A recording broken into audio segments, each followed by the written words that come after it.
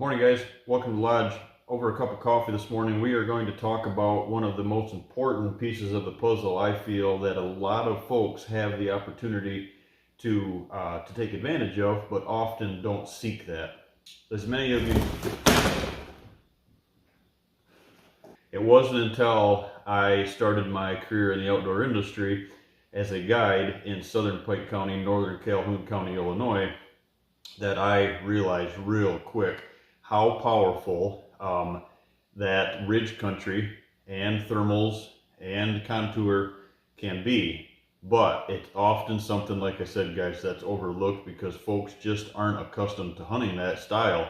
And I luckily, tapped into that resource or found ways to tap into that resource when my paycheck depended on the success of my clients. Successful clients, successful guides, right? If you're in that industry and you really have a passion for your job, you try everything that you can possibly do to put your clients give your clients the opportunity to be successful or to have a shot opportunity on mature bucks. This topic that we're going to touch on today, guys, is one of those that I feel everyone should know and really educate yourself on to bring, if you're in ridge country, you're in hill country, to bring that opportunity to the surface. So the video heading is how to hunt the same location, the same scrape, not the same stand, physically in the same stand, but how to hunt the same spot AM and PM during the pre-rut and the rut. If you follow the channel at all, guys, you'll know that I don't promote. There's very few stands that I promote that you can get away with hunting an AM and a PM. I'm lucky enough to have a couple of them because of clean access here on the farm here in Kentucky and the location. It doesn't happen on every farm. You really have to understand the first piece of the puzzle is knowing the difference between your AM and your PM sits. Once you conquer that, and like I said, that all unfolds by your access and your exits, right? In ridge country, that's very black and white. I find a lot of folks getting themselves in trouble trying to make a spot that the land doesn't permit. When you're in flat ground, guys, you can hunt a lot of different areas, AM and PM. It all depends on just how far away from food you are or how close you are to bedding.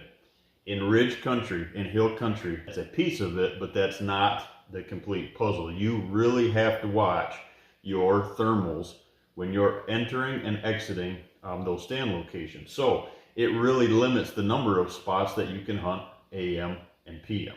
Luckily, over the years, I've kind of tried to tune in on how to make this very clear, very direct, and then help people along the way put in puzzles of their piece, because every farm in ridge country and in hill country has a different amenity, right? Has a different situation that it brings to the table. You have to know that. You have to be able to find it, and you have to be able to feel it, guys. The only way that you are proficient about that, it's kind of like aging deer. The more you see, the better you are at it, right?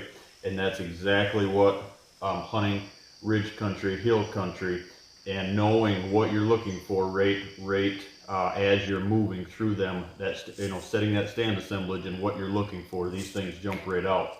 If you're not accustomed to it, it takes time to find them. Everybody can do it. Here are a couple of ways to do this. One of the pinnacles of this video is this, guys. It's a huge piece of the puzzle, looking for a leeward opportunity to hunt. Not every farm has them. Last year, 74 clients, 80 some clients on the book. We had some reschedule. We were at 74 different clients last year, and I believe I hung or found six, I think it was 6 or 8 leeward opportunities. I have 2 of them on the farm here in Kentucky.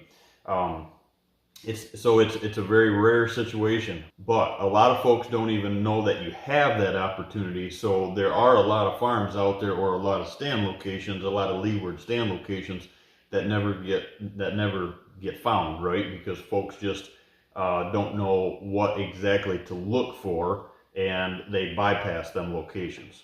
It all starts with your access. knowing your access, whether your access is, off the fence line, hopefully you're off the fence line going into the center of your property, going, so you were teeing into those stand locations, right? You have to know your access and your exit plans. Your access, if it's down below on through a creek shelf or off your fence line, and the ridge leaves you, if you're on your fence row and everything goes up away from you, that's the first piece of the puzzle we're going to talk about here, guys. Having access on the bottom. Here, what this is, guys, just to go over this with you real quick, this is kind of laid in so you can see that this is the face of a slope. And I laid this back kind of on 3D so we can really get a feel. We got food up top. We're going to go over some stuff here. Knowing your access and keeping your access clean. This doesn't mean that your access is in and out the same way in ridge country. You have to know where your clean access, in other words, where you can get in and get out untouched. Second piece of the puzzle is understanding your thermals with your wind when you're accessing that area. You have to understand with the wind and the thermal that thermals always trump the wind. That's one thing to keep in mind, guys. So as you're accessing those stand locations, keep in mind that you have to, have the knowledge of thermals. So the thermals raise with the rising sun and the thermals set with the sunset. So they raise in the AM and they sink in the PM. So we're going to go over a couple scenarios here accessing this stand location and how we keep our access clean. First of all, so you can see here on the bottom of the board, guys, that I have access. The blue dots labeled access is your foot trail, your fence row. The bottom is the fence row. So we are actually accessing down below on the fence line, and then we are climbing uphill to the line of travel. This center line here is your line of travel, is your transition, your promoted line of travel, your contour line that you have found that those deer access, or that those deer are routinely on, that they're on more often than not. That's their way around the farm. That's their way around your community, right? So you're teeing into that. We are not cutting that line of travel, going above it, putting our stink all the way over it. This is one of those opportunities that you have to hunt the same spot. So you may have to cut that line of travel. So we're going to show you how to do this. So accessing in clean on the fence row, teeing into that line of movement, teeing into that left and right movement. Okay, so we are entering in on an AM situation. We are hunting a morning during the pre-rut and the rut. So we're accessing in, we're climbing up to the stand. Keeping in mind that our wind is in our favor, is blowing it to the outside of the farm. Okay, so we're sliding in and we're climbing up to the stand. The closer that you can keep these stands to the fence row, the better. I'm not saying hang on the fence row. I kind of like that buffer.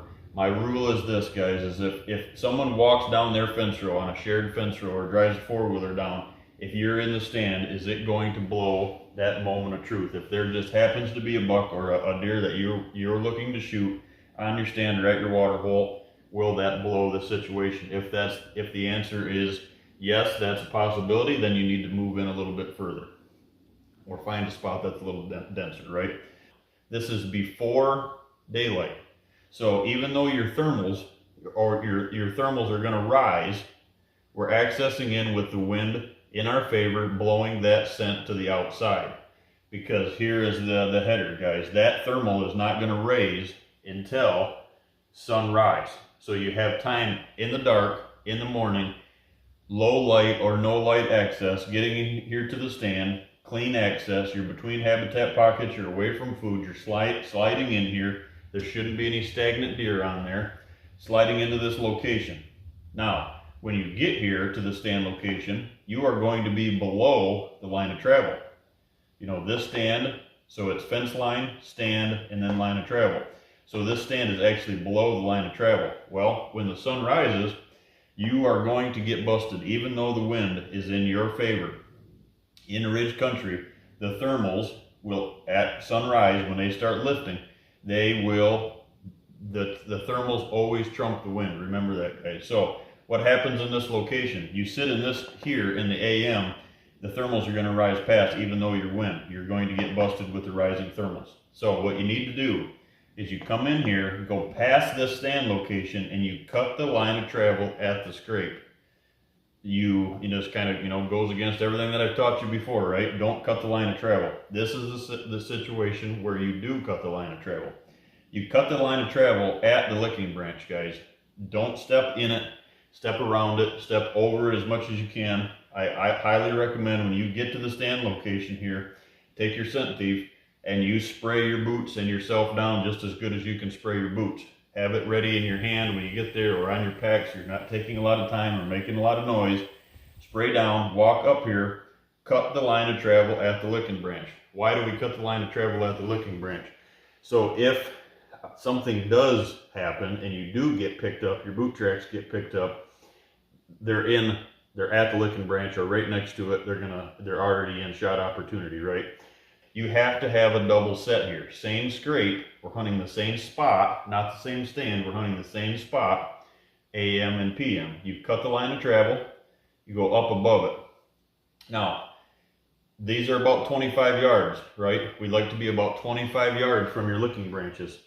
That way when, the deer are, using the licking branch and they've got their head in the air, they're always looking up. You don't want them too close. Normal situations. This is a different situation. This stand here, you have to remember, you're below this line of travel. Depending how steep this is, jack this stand up so you're not eye level with those cruising deer on that bench or on that line of travel, right? So remember that higher stand down here. Still, I would like to still see this about 25 yards, 22, 25 yards away, right? Comfortable, effective range, but give yourself a little room here. Guys, this stand up above is not that situation. What you want to do is this. This stand, unlike this one, should be closer to your line of travel. This has to be in a spot that's very, continuous and it's pretty steep, and I'm not talking real steep, but it's a hard gradual slope to the outside. What you do not want this to be a bench right here. It can be a bench where the line of travel is, but you don't want a big bench that's 30, 40 yards long because this wind has a chance to fall right onto it. A leeward situation, guys, is this. So we know we're not sitting here in the morning because the thermals are going to rise right into them. We need to cut the line of travel. This stand is closer, 15, 18 yards, something like that, 20 yards maybe. The closer that this can be to the top of the hill, 10 yards off the top into the tree line, 20 yards off, however you can do to keep this wind clean, guys. So on a leeward situation, you are putting the wind at your back. So when you access in here, your wind is good, right? Your wind is with you. The wind is in your favor, blowing your scent to the outside. When you get in the stand, your scent is actually blowing over the top of that line of travel. But you are actually blowing the wind over top of them. You're not blowing it at them. You're not giving the deer the wind for that reason. You are blowing it over the top of them because we're blowing it to the outside on our access to the outside of the property, to the neighbors, to a pond, non-deer area that we can't control, or we are hopefully non-deer area, right? We're blowing it to the outside. Do not blow this leeward winds to the inside of the farm. Always make sure that you're blowing it to the outside, non-deer areas. Now, you can do this to the inside of the farm if there's a water source on your farm, or a big drainage, or a big cut ditch, or something where there's no deer. By all means, you can do this. You can blow this wind to the inside. Perfect situation, you blow it to the outside of the farm, right? So that's something to look for. What I like to do sometimes is this, guys. You can slide the stand location and 45 this into this to help that situation as far as letting the deer, more of a quartering away. So maybe this stand, instead of being right in line, it's over here or it's over here, depending on, your right hand or left hand ability. So you can let the deer go past and shoot them on a quartering away, either way. Higher stand clean, higher towards the top, clean air. The reason it's clean air is if there is vegetation here in the back, if there's a bunch of conifers right up here, guys, that blocks this wind, the wind doesn't stay clean enough. In other words, clean, fresh air blowing right over the top of the deer head, their head. What it does is it sticks in here and it has a chance to funnel back and land right on that line of travel. So even if you got to take your pole saw up here and poke a bunch of holes in that debris out behind it, if it's conifer, if it's open timber, it's no big deal. You got good, fresh, clean air. But if there's conifers behind you, always remember, let that air open up so it gets past you. Because what it's creating is that thermal is keeping that wind up above here, up above their heads. Now, you have to know, you have to study or know in this area when it's time to give up. You have to know that there has to be a transfer and stand locations here, same scrape, same area, because we're going to touch on this on each side of it. Same area, you just have to switch. Why do you have to switch? So around noon, when there's a break in the action here, you need to get out of the stand, come back across, cut the line of travel again, get into this stand before sunset where the thermals start sinking.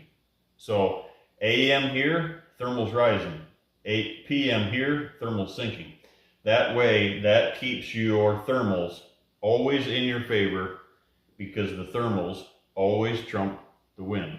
So putting the wind and your thermals both in your favor, that's where it brings this whole Leeward set to fruition. That's what brings that to the forefront.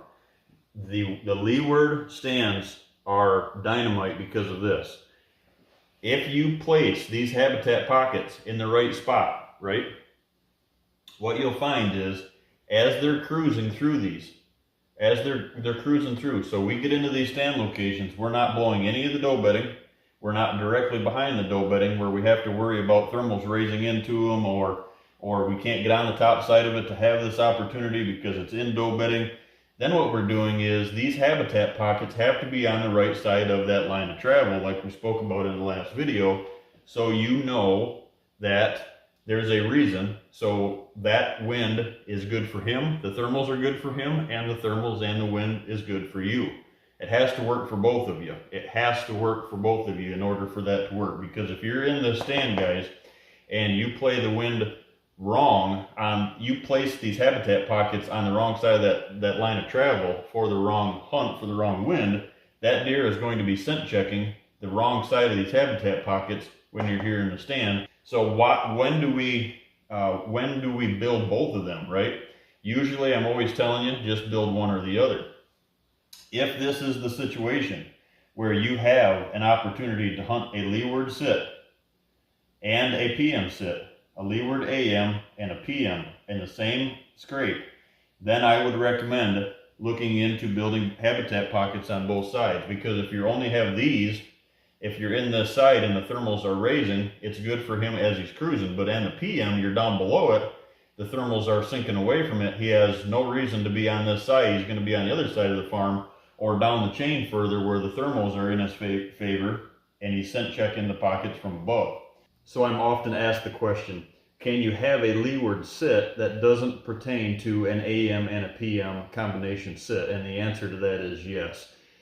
A couple of Leeward sets that I've seen around the country are just as the gentleman, like I was saying, down there in West Central or Southwest Wisconsin. That area is notorious for them. His situation is perfect. He has a situation where he can access in off the top because he's got some food in the bottom. He can access it on the top, clean access, no food up there, off the top into that, and he's able to, the only trick with that is when you're accessing through hardwoods and you have to make sure that there's nothing on the other side, on that military crest side of the ridge here where the military crest and the leeward wind work together, right? You need to make sure that there's no deer on this side right here when you're blowing that into it. He's able to, because of a little hidden draw here, he gets up into the stand and blows the wind right over top of the deer, and then he exits the same way. Enter and exits. Huge part of the puzzle because you don't have to cut the line of travel. Now, he doesn't hunt that situation in the PM, so he doesn't go down and transfer down into here on the PM sit to get underneath the line of travel. He just treats that leeward AM sit as AM only, that stand location or that point of impact as a AM sit. So yes, you can have just a AM leeward sit possibility, very powerful, and you don't have to have a PM sit you know, if the thermal is sinking away from that down below the line of travel, you don't have to have that combination. To be honest with you, that situation, the leewards sit from above where you don't have to cut the line of travel and only use it as an AM sit, is a very, very successful stand, just for that reason. You're not cutting the line of travel.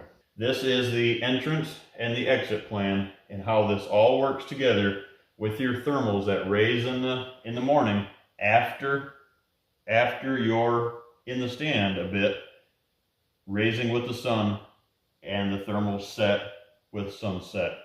Hope this one makes sense, guys. There's a lot of moving parts to that one. The gentleman from Southwest Wisconsin, and that can attest to that. There are many situations like that that get overlooked. There's not many of them out there around the country as a whole, you know, versus the common tree stand location, right? But if you can pull this off in ridge country, Southwest Wisconsin, West Central Illinois, along the Mississippi River Valley, along the Wabash in Indiana, the Ohio River Valley, there are a lot of parts around the country that offer these opportunities. Many spots in Michigan as well.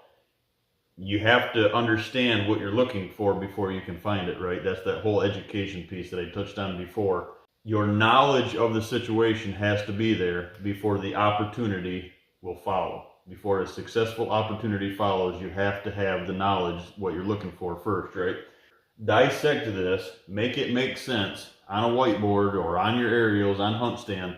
Make it make sense, and if you are lucky enough to have a clean wind leeward sit opportunity, and you can hunt both AM and PM in one location, this is probably the hottest ticket on any farm in the nation. If you have this combination, this recipe, guys, this is exactly how you pull off an all-day sit in the same spot and with a leeward opportunity. Thanks, guys.